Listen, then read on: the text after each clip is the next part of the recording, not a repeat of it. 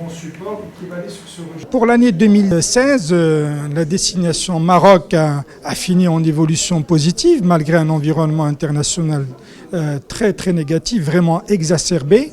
Nous avons fini avec une évolution des arrivées avec plus 1,5%. Les recettes liées en devises liées à l'activité touristique, on a une progression de plus 3%. Nous avons dépassé le cap des 63 milliards de dirhams, faisant du secteur du tourisme le premier contributeur au niveau des recettes en devises de notre pays. Donc on le voit, une destination qui a de formidables atouts, un patrimoine culturel, une qualité de ses infrastructures, de son accueil et qui sont déterminants pour les prochaines années, Inch'Allah. La croissance sur la destination Maroc constatée donc, les 4 derniers mois de l'année 2016 se poursuivent et se renforcent en ce début 2017.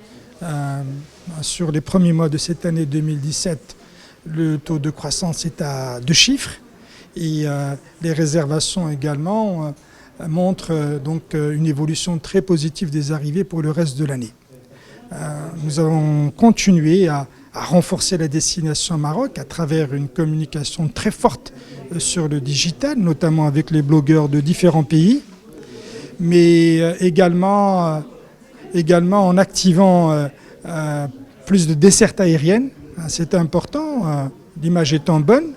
Il faut que cela se convertisse en flux. Le meilleur moyen de convertir en flux, c'est justement le volet aérien. En termes de communication, nous allons avoir bientôt une campagne qui va démarrer sur les plus grands supports français. Et c'est une accroche de très belles photos qui montre une autre dimension du Maroc, avec une accroche de Eugène Delacroix, qui avait consigné dans ses carnets de voyage quand il était venu au Maroc dans les années 1830. Il avait évoqué, c'est une phrase de sa part, en disant « Ce lieu est fait pour les peintres, le beau y abonde ». Et c'est cette accroche que nous allons utiliser pour ces magnifiques photos qui vont être diffusées par les plus grands organes de presse françaises.